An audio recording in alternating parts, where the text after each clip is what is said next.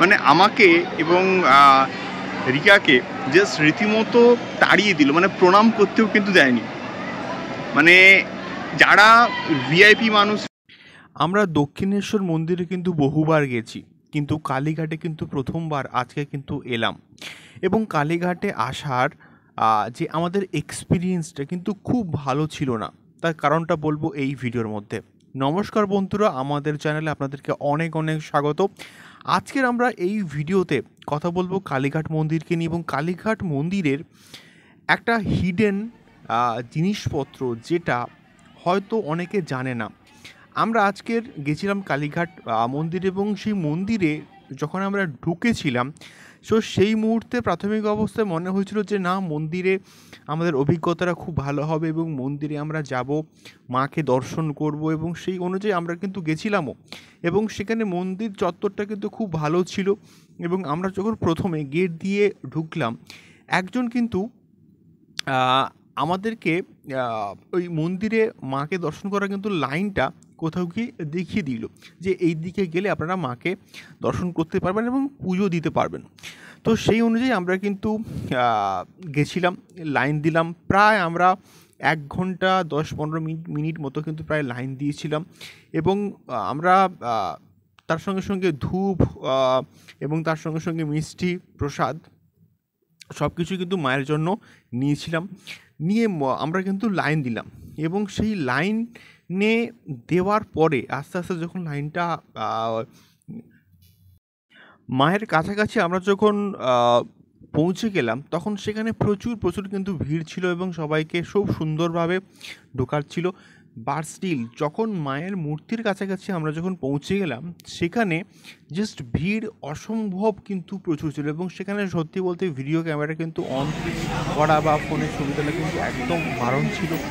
তো সেইখানে ঢোকার পরে যেভাবে আমাদের সঙ্গে ব্যবহার করা হলো, এবং একজন পুরোহিত এসে হঠাৎ করে আমাদের বললো আপনাদের যেটা আমি দিয়ে দিচ্ছি, দিয়ে সে পুজো দিল, এবং তাকে আমরা দক্ষিণাও কিন্তু দিয়ে দিলাম। বাট স্টিল ওখানকার মায়ের সামনে যারা মেন পুরোহিত ছিল, তারা কিন্তু এক্সাক্টলি অতটুকু খারাপ ব্যবহার করলো।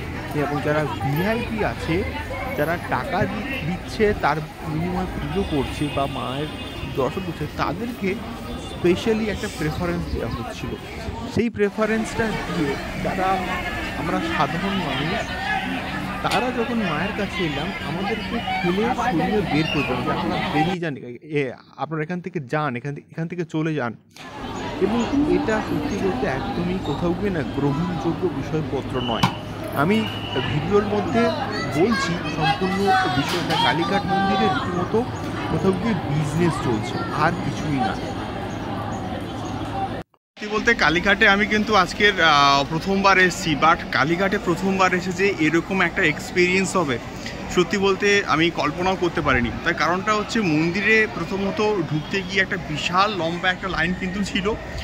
তো এতক্ষণ ধরে প্রায় 2 ঘন্টা ধরে আমরা কিন্তু লাইন দিয়েছিলাম। 2 ঘন্টা ধরে লাইন দেওয়ার পরে যদি মায়ের দর্শন না করতে পারি, মাকে প্রণাম না করতে পারি, তাহলে মন্দিরে আসার মানেটা কি?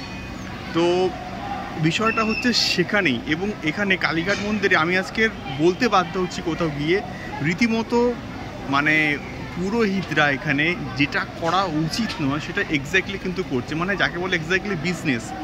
মানে আমাকে এবং রিকাকে জাস্ট রীতিমতো তাড়িয়ে দিল, মানে প্রণাম করতেও কিন্তু দেয়নি। মানে যারা ভিআইপি মানুষরা পয়সা দিয়ে আসছে, তাদেরকে বেশি প্রেফারেন্স কোথাও গিয়ে কিন্তু দেওয়া হচ্ছে। এবং যারা নর্মালি সাধারণ মানুষ, যারা হচ্ছে পুজো দিতে আসছে, তাদেরকে সেই অর্থে কিন্তু সেই জায়গাটা দেওয়া হচ্ছে না। যারা পয়সা দিচ্ছে তাদের প্রপার হইতে পুজো হচ্ছে, যারা সাধারণ পাবলিক তাদের কিন্তু কোথাও গিয়ে পুজো হচ্ছে না। এবং এর থেকে আমি বলবো যে কোথাও গিয়ে কালীঘাটের থেকে দক্ষিণেশ্বরের পুজো দেওয়া রীতিনীতি অনেক ফার কিন্তু কোথাও গিয়ে বেটার।